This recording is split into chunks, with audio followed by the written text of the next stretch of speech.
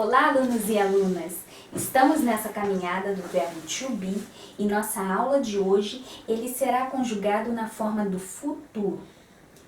Então, sejam todos bem-vindos ao English Break. Roda a vinheta!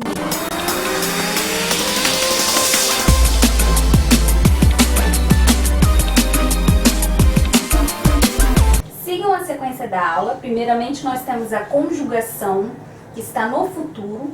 Depois nós temos o exemplo de algumas frases que eu irei explicar para vocês como que essas frases estão conjugadas no futuro e vocês fiquem ligados também na pronúncia, que é muito importante. Antes de mais nada, eu quero deixar claro a vocês que nos vídeos anteriores eu vim trabalhando com vocês a forma do verbo to be no presente e no passado. No presente, ele estava acompanhado dos verbos am, are e is. No passado, ele vinha acompanhado do verbo was e were. E hoje ele será acompanhado do verbo will, que na verdade é um verbo auxiliar seguido do verbo be. E vocês terão que ficar ligados como que isso acontece, porque prestam bem atenção. Ele está sendo utilizado para todas as pessoas da conjugação. Então vamos lá. Eu tenho aqui na primeira coluna, eu chamo isso aqui de minha primeira coluna, e essa daqui é a minha segunda coluna. A minha primeira coluna eu me refiro ao singular e a minha segunda coluna eu me refiro ao plural. Na minha primeira coluna eu tenho a pessoa, isso aqui é a pessoa, ó. Prestem atenção. Primeiramente eu tenho a pessoa. Na segunda coluna eu também tenho a pessoa. E elas são acompanhadas dos verbos. Mas vejam bem que eu estou utilizando o mesmo verbo para todas as pessoas. Então o que está acontecendo? No futuro, eu uso will be para todas elas. Então, prestem atenção que o will, ele não é um verbo, ele não tem uma tradução e ele vem acompanhado do be. Por quê?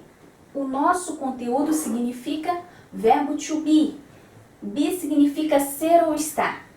Então, eu quero dizer que se eu coloco be depois do will está conjugando o na forma do futuro, porque o will, como eu disse, ele não tem uma tradução, ele só está ali auxiliando para que o próximo verbo venha sendo conjugado.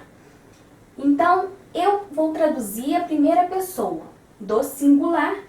I will be significa eu estarei. A segunda pessoa do singular. You will be, você estará. A terceira pessoa do singular. He, she, it will be, ela ou ele estará. A primeira pessoa do plural eu tenho we will be, que significa nós estaremos ou nós iremos. A segunda pessoa do plural temos you will be, vocês estarão. A terceira pessoa do plural temos they will be, significa eles ou elas estarão. Então fiquem claro para vocês não esquecerem, por favor, que o will não tem tradução nenhuma. Ele está representando o futuro, que esse é o dever dele. Então vem acompanhado do be, porque o be já é o sinal desse conteúdo, é o be, ser ou estar. Então, nesse caso, eu tenho o be porque ele vai ser transformado para o futuro. Estarão. Então, é isso. Vocês prestem atenção em casa, ou em qualquer lugar que vocês estiverem, como que está sendo trabalhada a conjugação. Pratiquem, memorizem e fique claro, tá? A aula é essa. Então, eu tenho aqui exemplos, eu dei 4 frases para vocês ficarem atentos como que esse will está sendo trabalhado. A primeira frase eu vou ler com vocês. I will be in the work in 20 minutes. O que eu quero dizer? Eu estarei no trabalho em 20 minutos. Eu tenho aqui a primeira pessoa do singular, que é o I, acompanhado do verbo auxiliar will, seguidamente com o be. Então, eu quero dizer que eu estarei. Tranquilamente foi o que a gente viu aqui, né?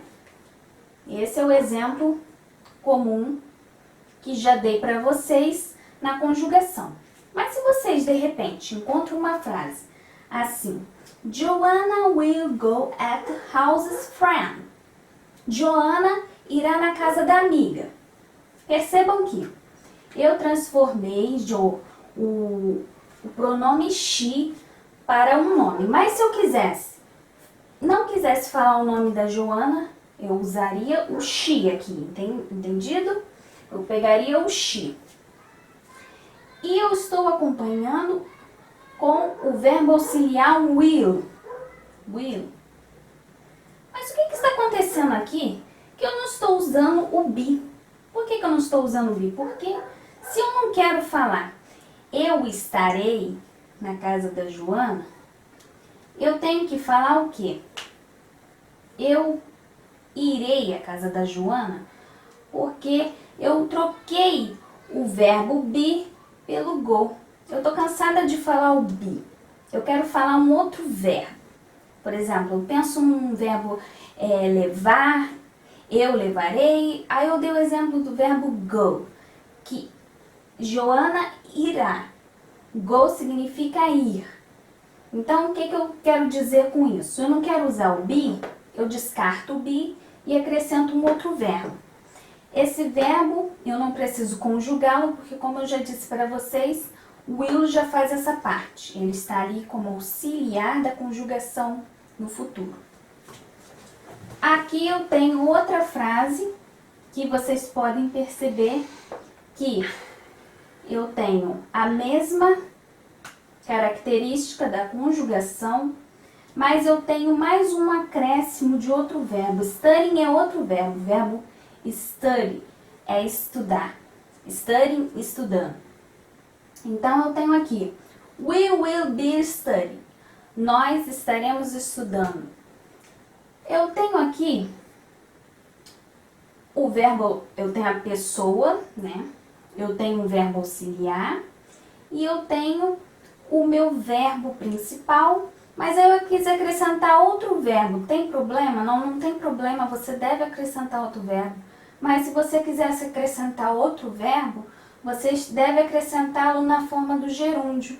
Como que é a forma do gerúndio? É essa forma aqui, ing. Posso acrescentar 3 verbos na frase? Claro que pode. Por quê? Esse daqui já é o exemplo que eu estou dando para vocês saberem. A quarta frase eu tenho You will be at park. Vocês estarão ou você estará no parque.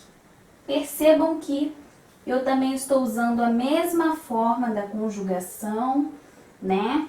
Eu estou utilizando o mesmo exemplo que eu dei ali, tranquilamente, e repetir o meu complemento, né? Aqui é o meu complemento.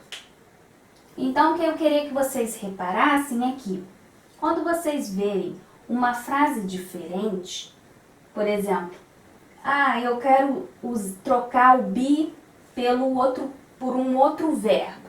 Vocês podem trocar, mas vocês percebam que você não utilizará mais ele será descartado. Quando você quer acrescentar um verbo junto com o be, você poderá, mas esse verbo terá que estar no gerúndio. E a mesma forma, se você quiser fazer com o exemplo da conjugação, como eu dei o exemplo aqui na última, como na primeira, que eu peguei tranquilamente como está a forma da conjugação e acrescentei o meu complemento. Você faz isso tranquilamente. Eu diferenciei essas frases uma das outras para que vocês, quando quiserem, né, ler algum texto, ou vocês estarem estudando na escola, ou vocês tiverem que falar de uma forma diferente, vocês já têm esses exemplos aqui, certo? Então agora, como eu sempre trabalho nos vídeos que eu estou fazendo do verbo to be, que eu dou a forma da conjugação dos verbos e falo a pronúncia com vocês, eu também irei trabalhar a forma da frase interrogativa e negativa.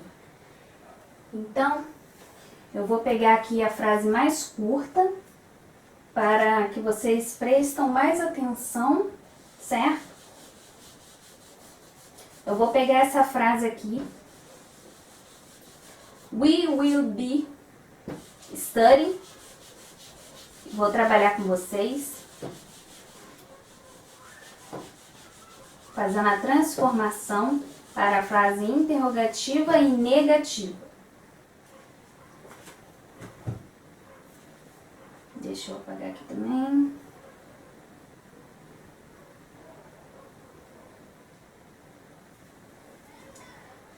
We will be studying. Nós estaremos estudando. Eu tenho uma frase afirmativa no futuro. Eu quero passar essa frase para a forma interrogativa, eu tenho que estar ligado primeiramente no verbo, como sempre falo com vocês. Primeiramente no verbo.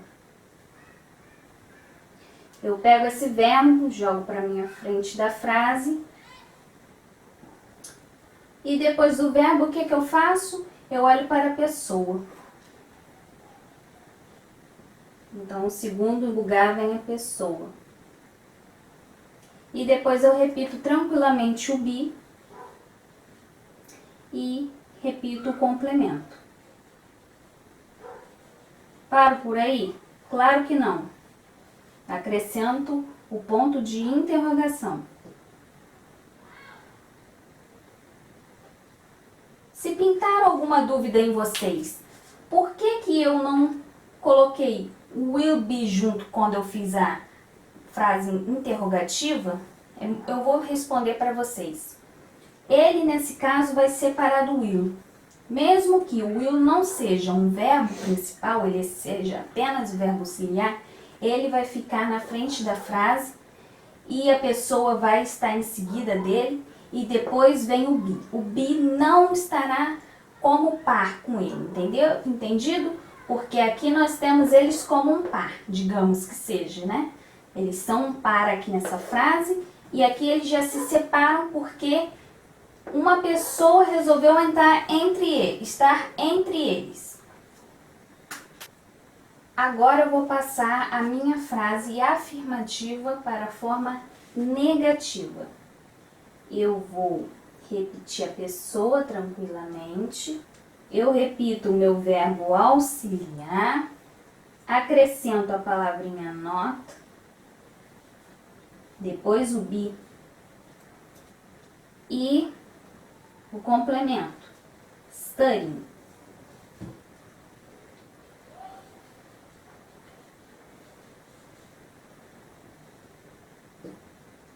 Na forma negativa eu também tenho a separação do will be. Digamos que eles são um par. Aí entra uma pessoa, isso aqui não é a pessoa, mas digamos que seja. Essa palavrinha aqui é uma pessoa que entra e separou eles dois. Então, eu não tenho mais eles juntos, porque o not está separando-os. Então, vocês tenham em mente que na forma afirmativa eu tenho a pessoa, o verbo auxiliar will e o verbo principal be. E eu coloco um complemento. Na forma interrogativa eu tenho meu verbo auxiliar na frente da frase, eu tenho a pessoa posteriormente e depois eu tenho o meu verbo principal acompanhado de um outro verbo que deve estar no gerúndio, né? Ou algum complemento. Eu dei o exemplo desse verbo aqui porque eu quis trabalhar um exemplo com vocês, é claro. Mas se vocês quiserem acrescentar outro complemento, outra coisa, vocês acrescentem. Mas aqui, se eu quiser colocar um terceiro verbo na situação da frase, eu tenho que estar com ele no gerúndio.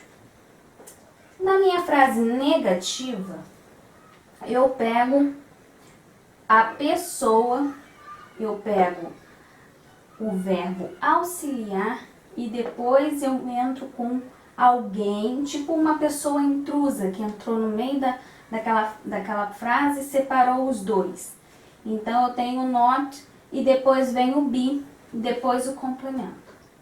Agora eu vou mostrar para vocês a forma abreviada que é sobre o verbo will.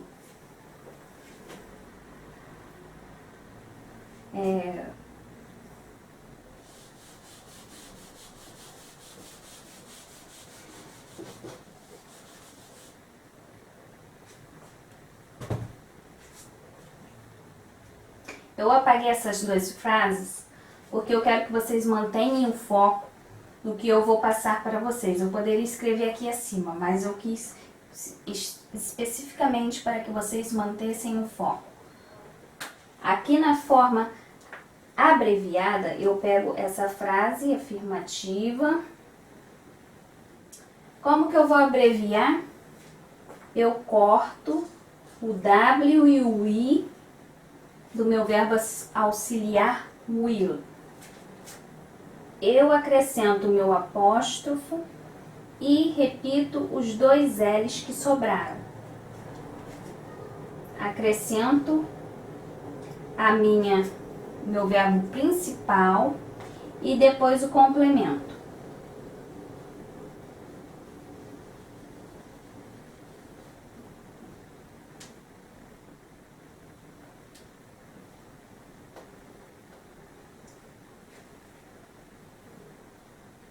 Se eu quero dizer que essa frase é uma frase negativa, eu pego o will e eu pego o will. Mas só que eu vou pegar o will, eu vou acrescentar, eu vou fazer a seguinte transformação. Ele vai ficar assim. Want, will want, study.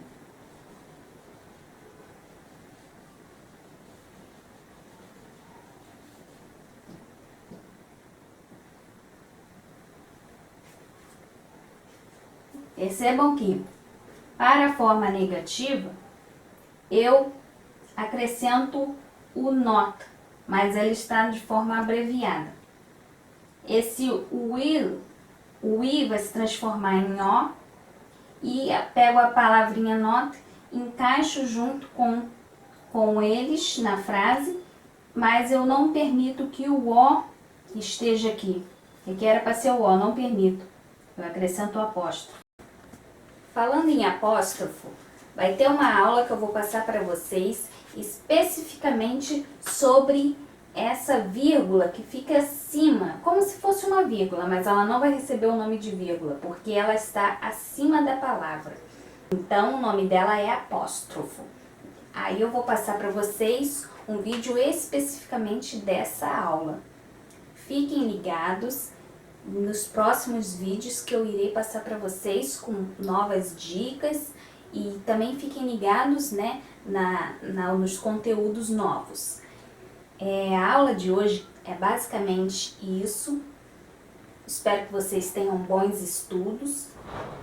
Nosso verbo to be termina por aqui. E na aula que vem eu passarei para vocês ao conteúdo de uma palavrinha que o nome dela é do. E nós veremos para que forma que ela serve, para que meio que ela é usado e a sua significação, que não é só uma tradução, tem mais de uma. Então vocês fiquem atentos a essa dica que eu vou passar para vocês, é muito importante. Eu agradeço a vocês e eu peço a vocês que deixem a sua inscrição abaixo, se vocês gostaram. E se vocês quiserem deixar um apoio, deixem um like de vocês também.